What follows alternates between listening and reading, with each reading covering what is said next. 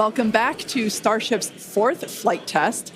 It has been an exciting day so far. We had an on-time liftoff of 7:50 a.m. Central Time, followed by successful hot staging, stage separation, jettisoning of the hot stage structure, an epic super heavy booster landing, water landing in the Gulf of Mexico, the first successful return of the super heavy booster. So that was incredible to see.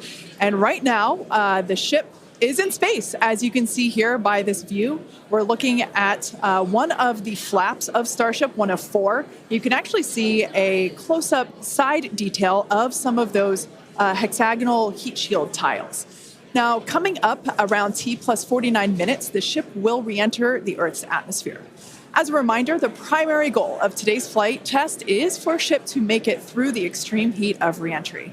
This is typically a portion of flight where we don't have communications with the spacecraft because it's re-entering at or around orbital velocity, which is about 8 kilometers per second or roughly 5 miles per second.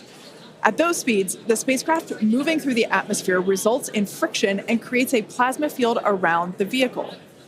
That blanket of plasma distorts, as you can see, that plasma blanket, which you can kind of see here, distorts communication frequencies, so we're left with a brief blackout in communication.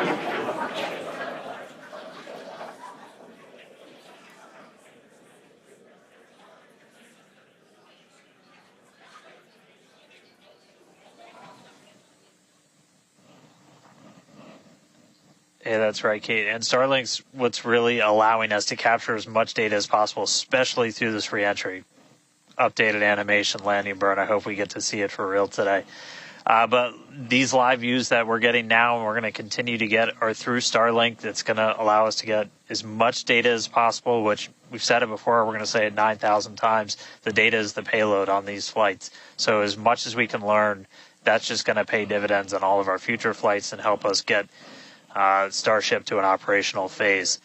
Re-entry, obviously a really critical phase of the flight, and it's the one that we're now most focused on cracking to get us closer to that full reusability. Starlink is going to be able to send us data back all the way through re-entry. We've done some additional testing, and we're expecting to be able to get data from Starlink thanks to its high frequency and kind of the orientation and everything of Starship all the way through re-entry. And then got a new view here. We have two external views. We had this one on flight 3. We've got two for this one. And we're going to continue adding views as we continue to evolve Starship. Again, this is an experimental vehicle. Believe me, I want as many camera views as you all do. So huge shout out to the AVI and the software teams and everybody that's been working with us. We're getting more cameras on Starship. Not just because it looks cool, but this provides an incredible insight into re-entry, which is, historically a really tough window to look through. Approaching entry interface. The physics of re-entry are insanely intense. One of my favorite NASA astronauts, Victor Glover, recently described it as with the forces and the flows and the temperatures, it's like pointing at a raging river in one spot and saying, tell me exactly what's happening right there. And that's what a ship is experiencing as it goes through, as it's moving through the atmosphere at, more than 5 miles a second and heating up to thousands of degrees. So just having visual representation, just being able to see what's happening is incredibly valuable. So these views are going to be through Starlink. We've got this one. This is in one of the forward flaps looking back. So if you see it rotating around, that's because, again, it's embedded in one of those forward flaps. So as we get through and we start to build up density in the atmosphere, this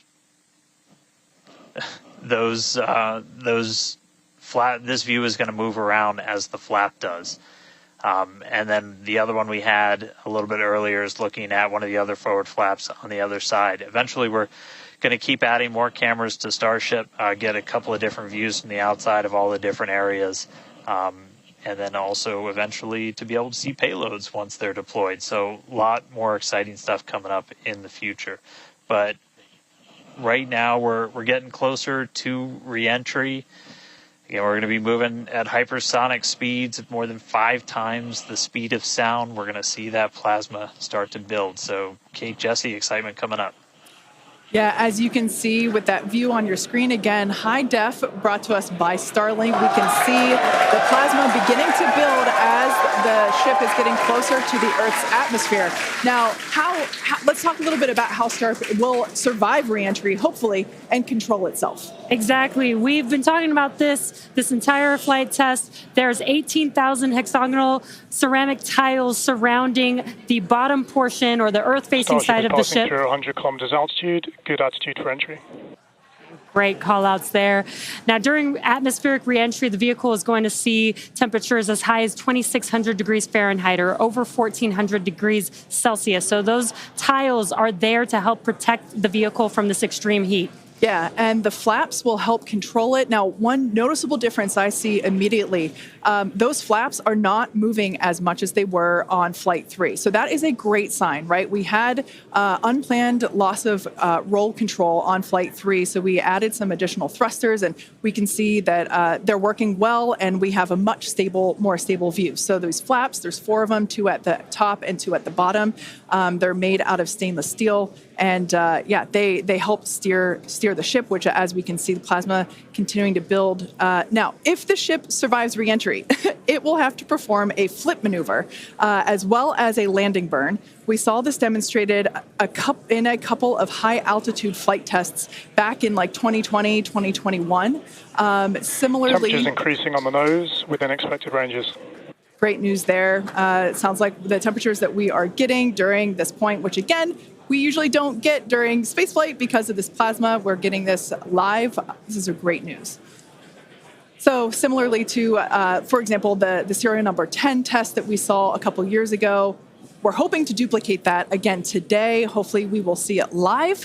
And basically the 3 center engines of the ship will reignite and gimbal or point to help flip the ship until those engines are pointing down so that it can land vertically using Raptor's thrust. And as you can see, even from the beginning of the program, we've designed Starship to land on Mars where there are no runways or other humans to help out. We also want rapid reusability, so we're doing... The vehicle is passing through 85 kilometers altitude. The flaps have control of the vehicle. Great news. Flaps have control of the vehicle. That's exactly what we want to hear for this flight test. Yeah. Again, we are going to be doing a propulsive landing instead of a more traditional means like parachutes. And we are expecting re-entry to begin here in just about a minute. Re-entry, an awesome view that we have here. Starship remains on a good entry trajectory. This is the same view that we had when we first returned from the coast phase. Again, this is looking at the side of one of the flaps. It's incredible that literally at the bottom of this picture, we're basically looking through plasma, which is just absolutely mind-blowing. Wild, very wild. Now we are expecting entry to begin here in about 30 seconds or so.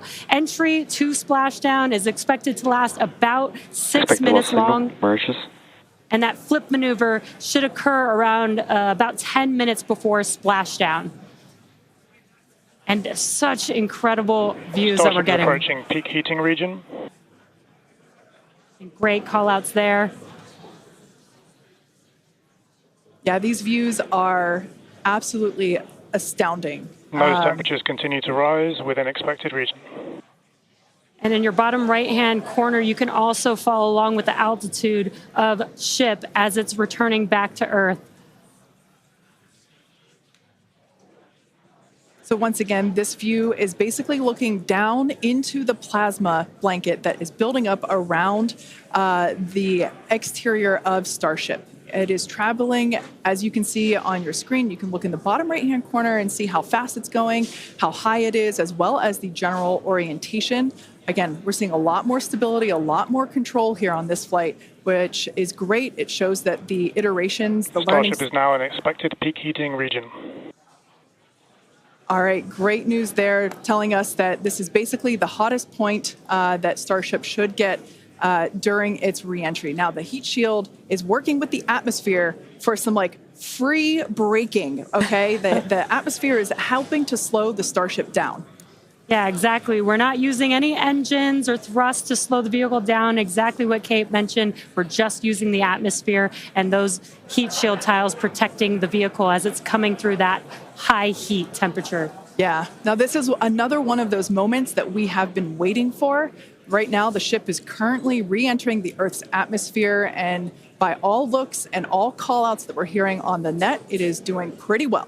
Now, we do not plan to recover the spacecraft today, but rapid and reliable reusability is the ultimate goal.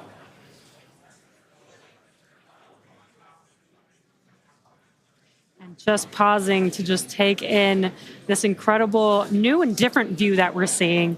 We did get a similar view in Flight 3, but again, the vehicle did lose a little bit of its control, attitude control, and this is a very stable view. This is great. This is exactly what we want, and we are hearing that we're getting expected call-outs. Mm-hmm. Absolutely. Starship is seeing half a G of acceleration, remains on a good entry trajectory. You know, it's incredible to look at this photo and wonder, wait, is it real? Is it frozen? You know, we can see so I was just going to say Those temperatures have stopped increasing. Oh, that is great news.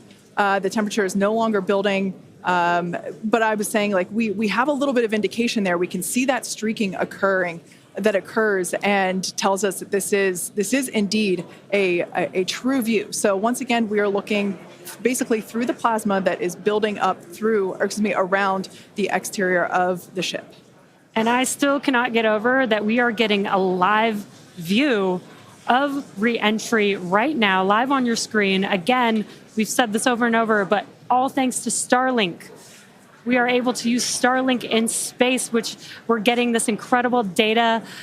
And not only just the data from the sensors, but getting live imagery of what is actually happening, which is great, which we've never been able to do live before. Right. Now, just a quick future outlook here. So in about, at T plus about 1 hour and 2 minutes, we should hear a call out for entry transonic. That means that the ship is going near the speed of sound. And then about a minute after that, we'll hear another call out saying entry subsonic, meaning that the ship is going below the speed of sound. So these are all continued indications that the atmosphere, right, as the ship comes back down, it is getting through the more dense part of the atmosphere, and that atmosphere is helping to push against the vehicle, and those heat shields are protecting the vehicle during this high heat period.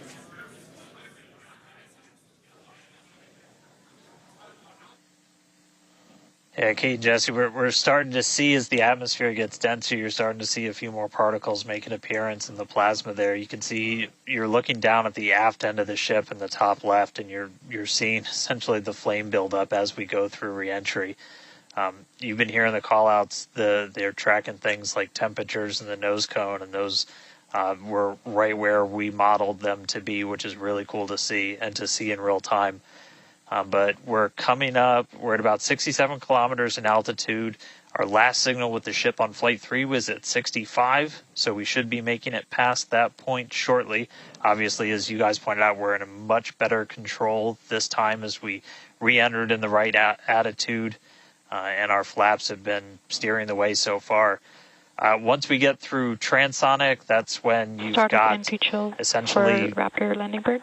Different areas around the vehicle where the air is either moving faster or slower than the speed of sound. We'll eventually get to subsonic, which we have some experience with. We did in our suborbital campaign. Start of Raptor chill. And Starship will eventually get down to its terminal velocity as it's floating down to the water. That's just about 200 miles an hour or so.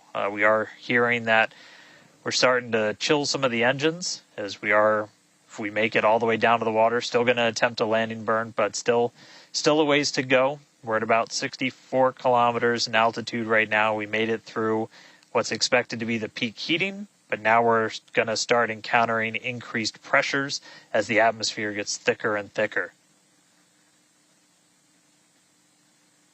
So we're at 63 kilometers, so we've already made it farther. than we did on our last flight when that last signal was coming at 65 kilometers.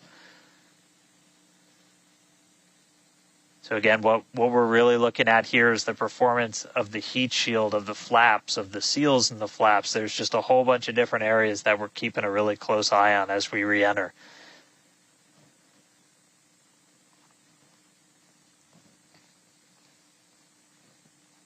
Starship remains on a good entry trajectory. And looking like we're still on a good trajectory. If you're seeing little camera moves, that's the flap moving as it continues to maintain the attitude of the vehicle as it re-enters. And I mean, not just camera views, but we've got sensors inside the ship. We've got those sensors down at the very aft end of the vehicle where we pointed out we had some intentionally missing tiles, where we've got some sensors looking at just how hot it's getting around there.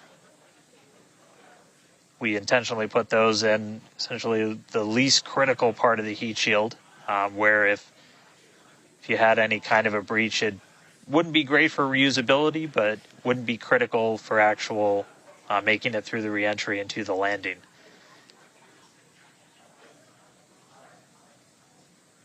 "58 kilometers, we're continuing to descend. Again, right now we are over the Indian Ocean. We're actually getting closer and closer to that expected splashdown point, which is just to the off the northwest corner of Australia.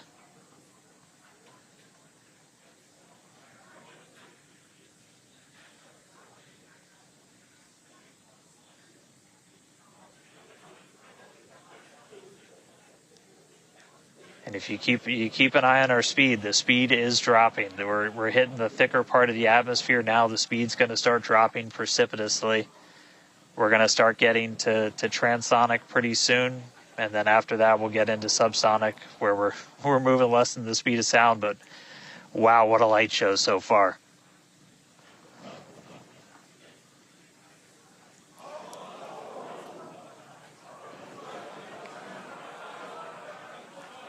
External temperatures are starting to come down. Again, this camera view is looking right at one of the forward flaps. And we're strategically putting some cameras around the vehicle to just look at the different areas that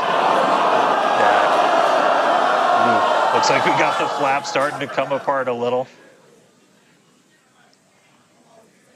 Yeah, it does appear that we have a little bit of burn through there. We can see pieces of the vehicle flying off. What a show it has been. It's been like watching Interstellar or something. This is wild to see this, but the ship is still coming down, which is incredible to see. How far can it go? That is the question. Keep your eye on the altitude in the bottom right-hand corner. We're at 54 kilometers right now. Now, ultimately, the data is the payload today. We've been saying it multiple times. Our teams are sitting, reviewing this data live, learning where the hot spots are. As you can see, there's an obvious hot spot there with the flap, and learning how we can improve this design. The goal was to get as far through this high heat re-entry as possible. Ideally, we'd love to make it all the way down and perform that landing burn and flip maneuver, but we may not get that far today. We will see. Again, this is a test, and we are gathering as much data as possible, visual data as well, which we can see here. We are getting a lot of debris covering the camera on your screen, but we can still see some of those sparks and flames from that high heat as ship is making its way back down to Earth. Ship now at 50 kilometers and closing. The good news is we still got, looks like that camera lens just cracked. It's safe to say ship's getting a little beat up, but that's to be expected on a test flight. We are still learning how to improve the ship for total survival and recovery of the high heat reentry. I'm honestly impressed that we're still getting this live view despite how much debris is coming off of this flap right now. The fact that we've got it is good news. And I may have jinxed it. I apologize. Yeah, it's back. We are still going. And the teams here at SpaceX are excited, as you can tell by the cheering behind us. There's still a sizable crowd here at Mission Control Center Hawthorne. A splashdown is expected in just about 4 minutes from now. And we're still moving. We still have live views. Starlink is doing an incredible job. Maximum entry dynamic pressure. External temperatures are dropping. Okay, good news. Those external pressures are dropping. The question is, how much the ship is left? We can't really tell. We can still see some of that particulate coming off. And unfortunately, we do have a cracked camera lens. But for any photographers out there and videographers, we know that's part of the gig sometimes. Yeah, and you can see that the speed is rapidly slowing down. That's actually really great news for us. We want the vehicle to be slowing down before it splashes down into the ocean. That'll help set us up for that flip maneuver, engines first down into the water.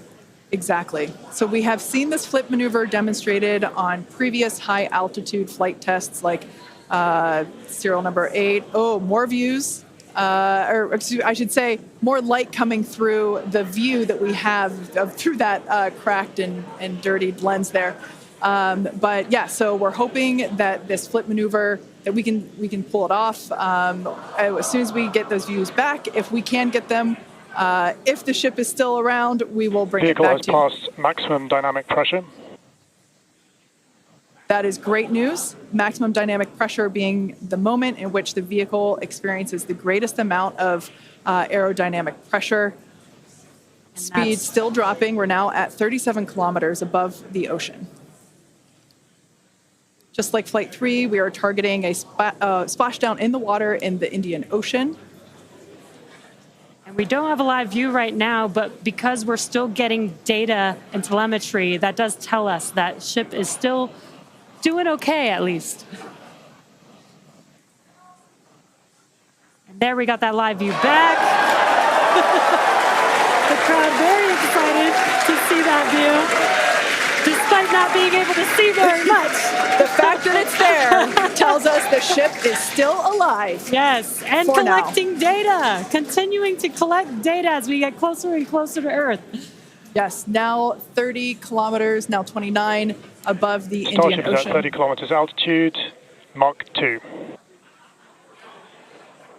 Sounds like the vehicle's traveling, as we just heard, Mach 2, which is, looks like we might, I thought maybe it might clear up. It is a little bit, now at T plus 1 hour, 3 minutes and 13 seconds into Starship Flight 4, hoping that the ship can hang on. It's probably potentially hanging on by a couple of bolts and threads, but it's still going, and that is excellent news. That deceleration is looking incredible. We're about to go under 1,000 kilometers per hour. Yeah. Starship is at 20 kilometers altitude. Now, keep in mind that even though we can't see anything, the data itself is what we really are. Starship is subsonic. Subsonic, they're telling us it's traveling below the speed of sound.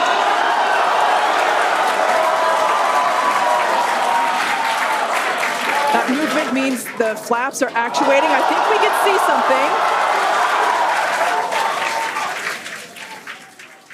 something. This is a nail biter. But we are, unfortunately, we can't see through the lens, but we're still getting the feed. Starship is now 11 kilometers over the ocean. All this data is incredibly important, even if, it breaks up right now. Okay, we can see that flap actuating through the glass. Starship is passing through 10 kilometers altitude. Okay, the next milestone will be initiation of the flip maneuver and landing burn. Keep an eye on the bottom right corner of your screen for those 3 center engines to relight. They will gimbal or angle so that the ship flips itself back up vertical and hopefully lands in a vertical position. And the crowd is very excited to get this view of that flap still Starship maneuvering. is passing through 5 kilometers altitude.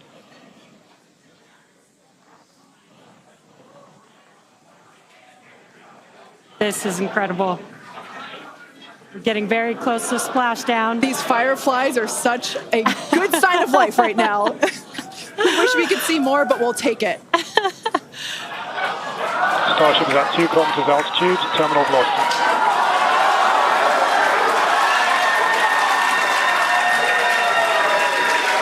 Landing burn startup for Starship. All right, good news there.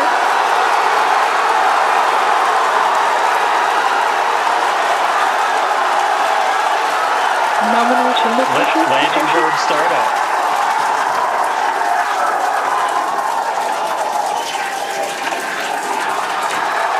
Starship is in landing burn. Landing burn shutdown.